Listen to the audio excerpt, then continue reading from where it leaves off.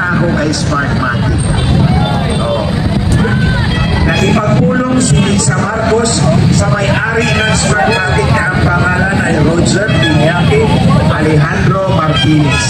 Yan yung presidente ng Smartmatic na kinasuhan ngayon sa Amerika ng money laundering kasi binigyan nila ng $1 milyong si Andres Bautista noong 2016 elections.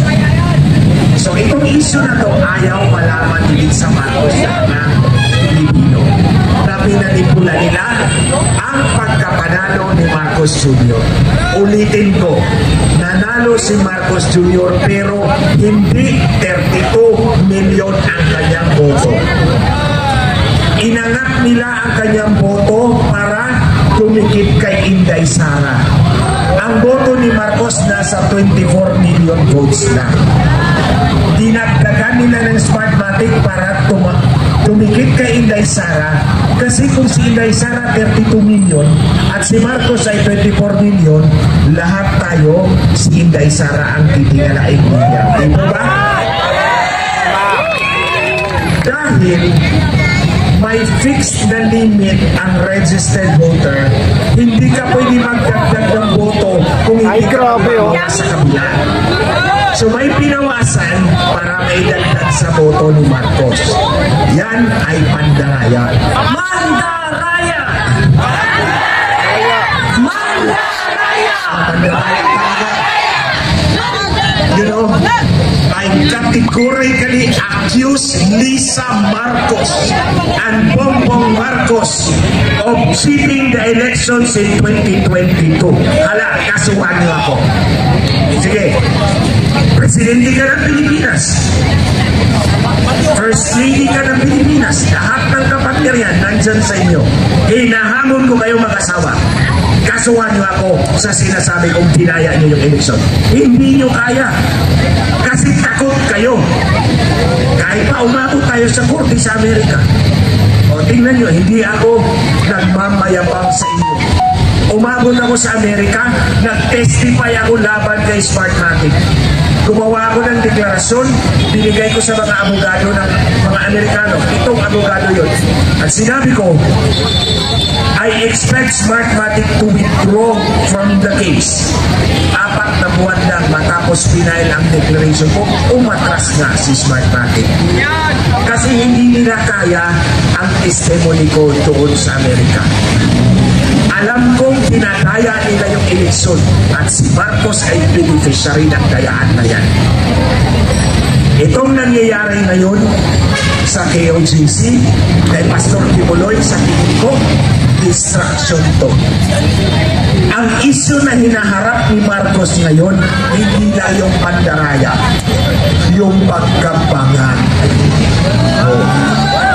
Nung lumabas yung video, pinalabas ni Mahardika, di ba nasa Amerika kami, ako, si Harry Roque, si Mahardika. Ang depensa ng Malacanang, agad, AI yan, fake news yan. Pero nung lumabas, si Cathy Pinat, tahimik silang lahat. Alam nyo, dahil ang video, pwede nilang pabulaanan agad. Ang tenga, mga bulok talaga, mabubo. Pero, itong eyewitness na si Cathy Pinat, hindi nila mapabulaanan. Lumakas ang panawagan kay Marcos Jr. na mag-hair follicle test ka. Hindi niya kaya yun. So kaya nag-invento ng distraction sa Davao. At hindi aalis yan habang nandyan yung issue ng kanyang pagkabangan. Papayag pa kayo. Yes! Ako natapos. Papayag pa kayo na ang mamumuno ay drug addict. Ulitin ko, ayon sa testimony ni Cathy Pinat, eyewitness account yan, inalok siya ni Lisa Marcos ng cocaine. Do you want it? So si Lisa Marcos ngayon ang national drug pusher. At si Bongbong Marcos naman ang national drug addict. Diba? turutista to na sa Malacanang ngayon. BBM bangag! Oh, bangag talaga. BBM bangag! BBM bangag! BBM bangag! BBM bangag! Ito, hindi nila mapabulaanan yung testimony ni Cathy Pina. Kaya nag-imbento sila ng distraction para mawala yung atensyon doon sa kanyang pagkapangag. Huwag nating bitiwan yung issue na yan. Kasi, ganito yan mga kababayan, lahat tayo na ordinaryong Pilipino, umaasa tayo na mabago ang buhay ng bawat Pilipino. Kayo at ako. Gusto natin na mas maliwanag na kinabukasan ng ating mga kabataan. Di po ba? Paano natin makamit yan? Makakamit natin yan sa pamamahalaan, sa pamamagitan ng pamahalaan. Ang pamahalaan is the one that lays down the policy. Sila ang nagpapatupad ng polisiya na mag-create ng opportunities para mabago ang buhay ng bawat Pilipino, para umasenso kayo. Pero kung ang nakaupo sa Malacanang at mag-set ng policy ay drug addict, eh ano ang policy na matatamasa natin? Oh, bulong at dirdogo, sabi ni Kuya Eric. Sa mga kababayan, hindi sasagot si Marcos sa isyo ng drug addiction dahil addict na talaga siya. Marcos pala. Marcos pala. Oh, wag mo tawagin BBM. Marcos bangat.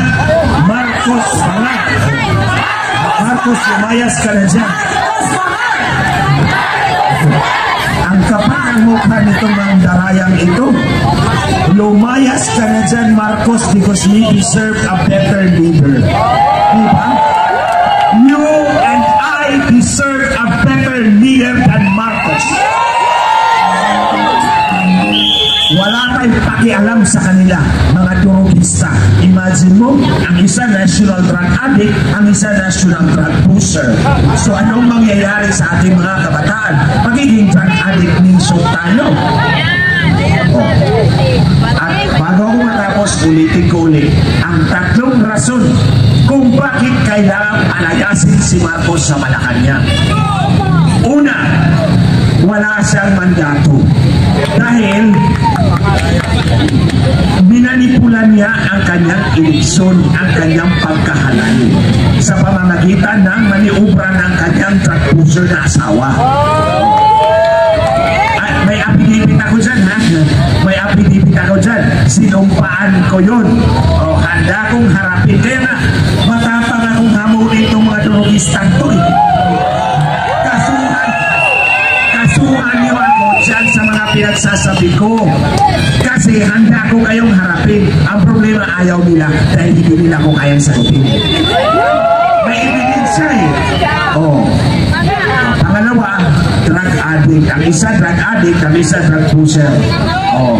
May credible evidence tayo dyan. Eyewitness account yan. Pangatlo, mamanipulahin uli ang ating halalan sa 2025. Oh. Kung mamanipulahin nila sa 2025 ang ating halalan, hindi sila pa rin ang nasa kapangyarihan. Oh, papayag pa kayo. Papayag pa kayo na mga drug addict ang maghari-harian sa ating lahat. Hindi tayo papayag. Kaya, ito ang address ko sa ating mga kababayan. More than Kibuloy, Pastor Kibuloy, more than KOJC, meron tayong totoong issue laban kay Marcos ngayon. Yung issue ng pandaraya, yung issue ng pagkabangag, at pandaraya uli sa 2025. Huwag kayong maniwala na malinis ang eleksyon sa ilalim ni George Garcia. Si George Garcia ang chairman na tinalaga ni Lisa Marcos. Pero dahil wala siyang tiwala, nilagyan pa niya ng kwartsa. Yung executive assistant ni George Garcia, katiwala yan ni Lisa Marcos. Katrabaho ko yan ng ating tao. Kilala ko yung mga tao na yan. So huwag tayong pumayag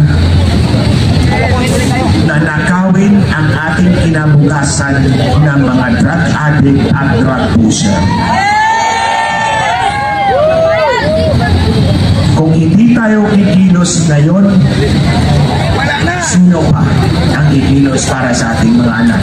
Tulad ng sinabi ko, nasa kamay natin ang kapangyarihan para mapago ang takbo ng buhay ng bawat isa sa atin.